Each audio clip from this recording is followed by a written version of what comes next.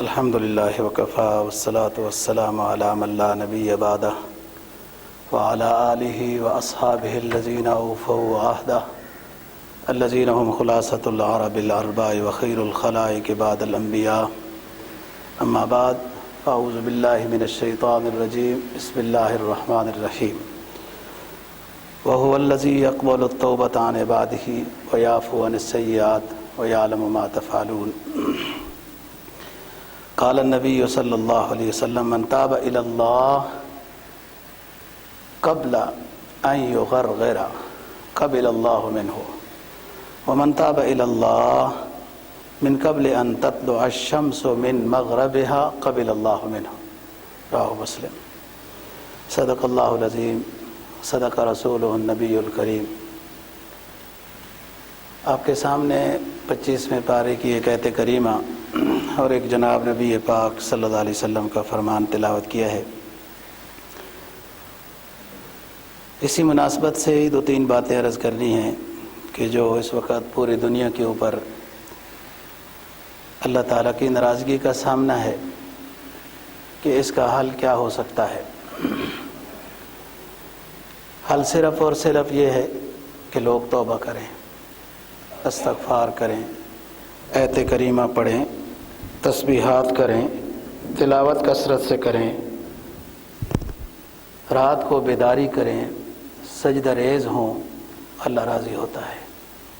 اور اس پر امم سابقہ کے واقعات جو قرآن مجید نے بیان کیے ہیں وہ سب ہمارے لیے سبق اور عبرت ہے۔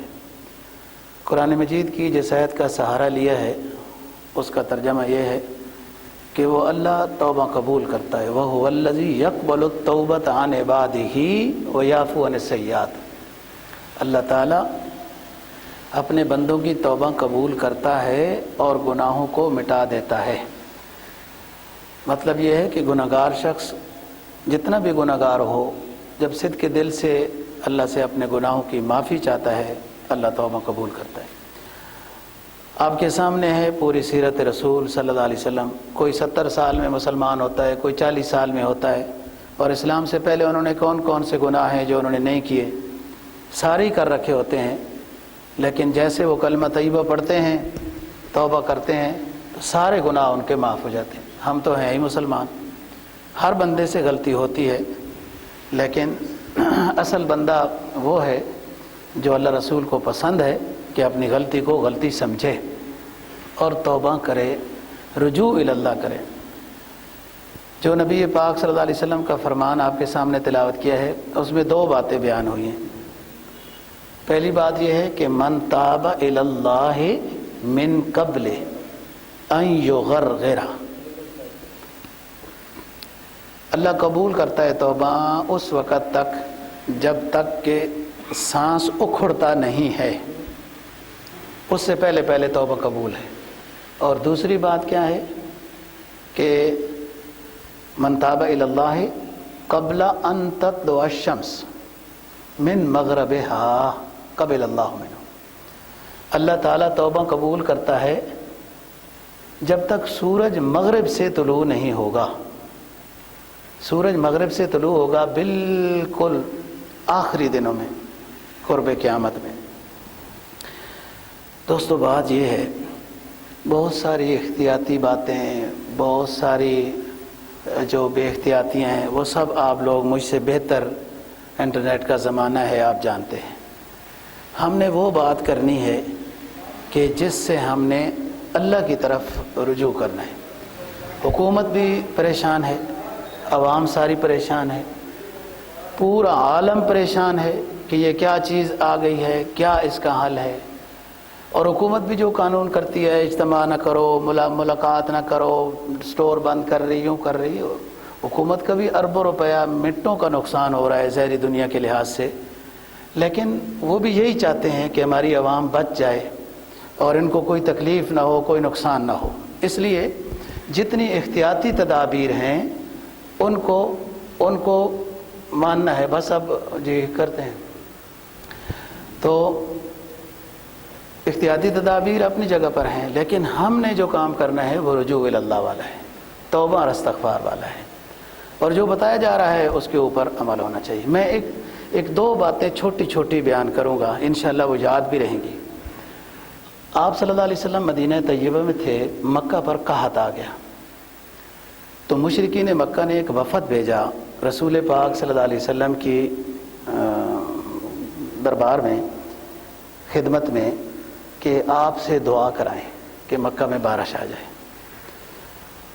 اور آپ تھوڑے ناراض تھے، ظاہر ہے اپنے علاقے سے کوئی کسی کو نکال دے تو ناراض تو ہوتا ہے نا۔ ابو سفیان نے، اس وقت مسلمان نہیں تھے، رضی اللہ عنہ، بار بار یہ کہا کہ حضور آپ کے خاندان بھی وہاں آباد ہے، آپ کے رشتہ دار بھی ہیں جنہوں نے نہیں مانا، تو ایک عام بندہ بھی شفقت کھا جاتا ہے اپنے خاندان پر، تو آپ مہربانی کریں، دعا کریں بارش آ جائے۔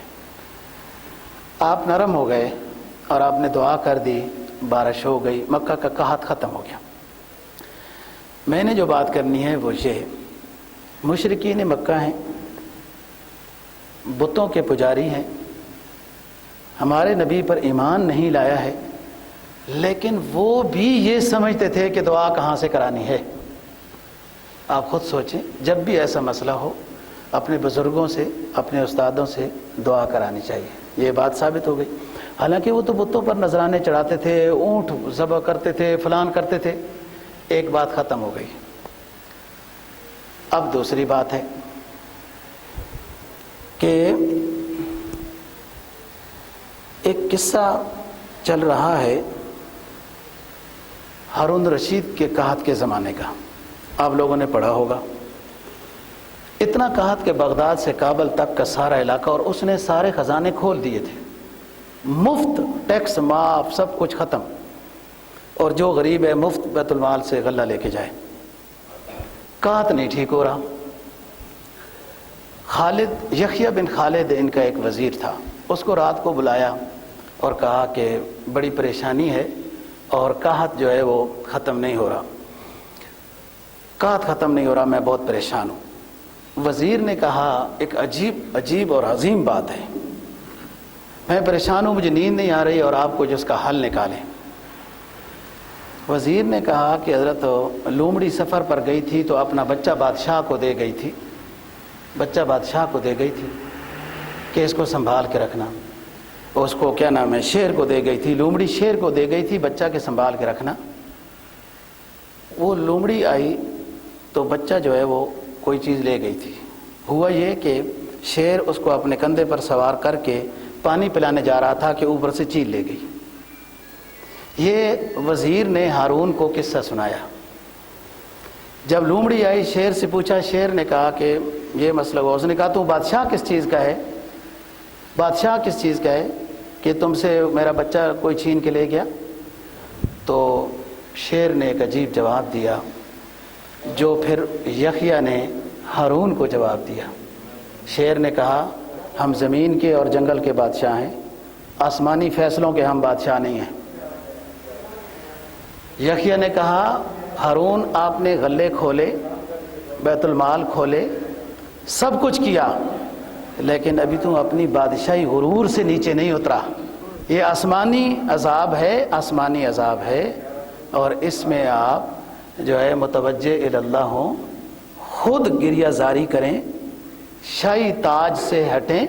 چنانچہ ایسا ہی ہوا، ہارون کو فکر لگی اور اس نے جو ہے وہ توبہ طیب کی، استغفار میں شروع ہو گیا۔ بادشاہ، اس کے وزراء، تو اللہ کی طرف سے بارش آنا اور مدد آنا شروع ہو گئی ہے۔ توبہ استغفار تو بہت سارے ساتھی کر رہے ہیں، ہو سکتا ہے ابھی اس حد تک نہیں پہنچی توبہ استغفار کہ جو اللہ کو منظور ہے۔ جب اللہ تعالیٰ کو جو مطلوب ہے توبہ اور استغفار، وہ جب پوری ہو جائے گی چیز تو انشاءاللہ اللہ راضی ہو جائے گا۔ اور انسان کو کبھی امید یہی رکھنی ہے کہ اللہ ہم سے راضی ہو جائے گا، اللہ ہم سے راضی ہو جائے گا۔ احتیاطی تدبیر اپنی جگہ پر برحق ہیں، اور امر ربی بھی اپنی جگہ پر برحق ہیں، اس لیے کسی سے انکار نہیں ہے۔ اور دونوں باتیں ایک ہی حدیث کے اندر بیان کی گئی ہیں کہ عقیدہ بھی یہ نہ رکھو کہ موت کسی وجہ سے آتی ہے، نہیں، موت اللہ کے امر سے آتی ہے۔ اور احتیاطی تدبیر جو حکومت کہتی ہے، وہ بھی پریشان ہے. وہ یہ نہیں کہ کوئی خوشی سے احتیاطی تدبیر ہمیں کہہ رہے ہیں یا اجتماع منعقد نہ کرو یا یوں نہ کرو، کیونکہ ایک بات یوں چل نکلی ہے کہ یہ ایک دوسرے سے لگتا ہے. سچی بات یہ ہے کہ نہ ابھی تک اس بیماری کا پتہ ہے کہ یہ ہے کیا بلا، اور نہ اس بیماری کا ابھی تک علاج کوئی پتہ چلا ہے. دنیا کہتی ہے نا ان مولویوں نے کچھ نہیں کیا، سائنس نے بڑی ترقی کی ہے. میں ان کے سامنے ایک سوالیہ جملہ چھوڑ کر جا رہا ہوں کہ سائنس نے کیا ترقی کی ہے. آپ کو تو ایک وائرس کا ہی نہیں پتہ، اور وہ کل فواد صاحب بھی وہ مولویوں کے پیچھے چڑھے ہوئے ہیں. وہ سائنس کا وزیر تو ہے، خدا کے بندے، تو نے اس کی دوائی تلاش کرنی ہے نا، سائنس ہے نا تیری. بات یہ ہے کہ ایک دوسرے کے اوپر باتیں کرنے کا کوئی فائدہ نہیں ہے. یہ نہ دیکھ رہا ہے فلانا، اگر یہ غریب ملکوں پر آتا نا تو ان امیر ملکوں نے ہمارا بیڑا غرق کر دینا تھا. بڑے بڑے امیر ملک کہ اس وائرس نے ان بادشاہوں کے آنسو نکال دیے اور ان بادشاہوں کے گھٹنے ٹکا دیے. ہمارے پاس تو کوئی انتظام ہی نہیں ہے. دیکھو بھائی، ہم تو اتنے غریب ہیں کہ اگر یہ حکومت اعلان کر دے نا کہ ہر بندہ ماسک پہن کر رکھے، ہر بندہ ماسک پہن کے رکھے، تو ہمارے تو میڈیکل سٹوروں اور فیکٹریوں میں ماسک ہی نہیں ہے. اور اگر ہیں بھی تو اب تک بھی بعض لوگوں کو توبہ کی توفیق نہیں ہوئی. اگر کسی کے پاس ہیں بھی تو وہ 10 20 30 40 کے بجائے اس کو بھی 100 روپے پر بیچ رہا ہے. اور ایک اور عجیب بات مجھے پتہ چلی کہ میڈیکل سٹوروں کے پاس یہ ماسک ہوتا ہے تو وہ اپنے جاننے والوں کو دیتے ہیں، دوسرے جاننے والوں جو نہیں ہیں جاننے والے ان کو نہیں دیتے. یہ کیا بات ہے؟ اس موقع پر تو مخلوق خدا کی خدمت کرنی ہے کہ اللہ راضی ہو جائے. دیکھو بھائی، غزوہ موتہ کی بات ہے. ایک صحابی نے جو زخمی پڑا تھا پانی مانگا، تو پانی لے کے بندہ گیا تو دوسرے زخمی نے پانی مانگا. وہ اس نے اشارہ کیا ادھر دے دو، اس نے کہا ادھر دے دو. وہ چوتھے کے پاس گیا تو اس کی روح نکل گئی. وہ پھر تیسرے کے پاس آیا کہ اس نے پانی مانگا تھا، وہ واپس آیا تو اس کی بھی روح نکل گئی. وہ دوسرے کے پاس آیا، پہلے کے پاس آیا، ساروں کی روح نکل گئی. یعنی ہمارے اسلاف تو وہ ہیں کہ اپنی جان کا نذرانہ پیش کر دیتے ہیں لیکن اپنے سے دوسروں کو ترجیح دیتے ہیں. اور ہمارے مسلمان تو یہ ہے کہ چیز پڑی ہو اور امت کی اس وقت ضرورت ہے اور اس کو خوب مہنگے داموں پر دیا جاتا ہے. یہ اللہ کی ناراضگی کو دعوت دیا جا رہا ہے. یہ تو ایسے موقع پر تو یہ کرنا چاہیے کہ مفت چیزیں تقسیم کرنی چاہیے، مفت چیزیں تقسیم کرنی چاہیے کہ اللہ راضی ہو. صدقات کرنے چاہیے، استغفار کرنے چاہیے، خدمت خلق کرنی چاہیے. کسی کا لین دین ہے تو اس سے معافی تلافی کرنی چاہیے. دیکھو جو وہ پھنس سکتے ہیں کوئی اور بھی پھنس سکتا ہے.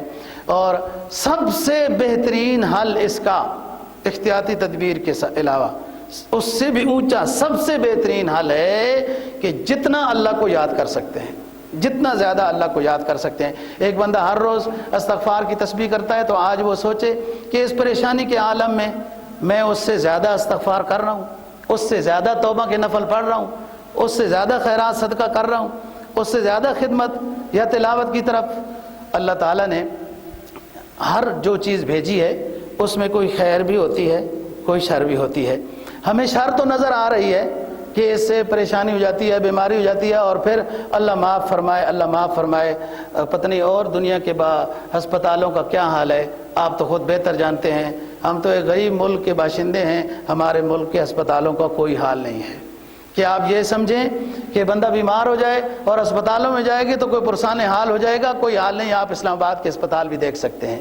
تو اس لیے رجوع اللہ میں خوب اضافہ ہو، خوب توبہ اور استغفار ہو اور خدمت خلق کا اس میں جذبہ ہو تو انشاءاللہ تعالی اللہ راضی ہو جائے گا. اب کیا کریں، حکومت کی طرف سے بھی یہ قانون ہے اور ہمارے لیے ہی بہتر ہے. تو اذان سنتے پڑھتے ہیں، پھر اذان کے بعد انشاءاللہ مختصر خطبہ اور جماعت ہوگا. اللہ سمجھ نصیب.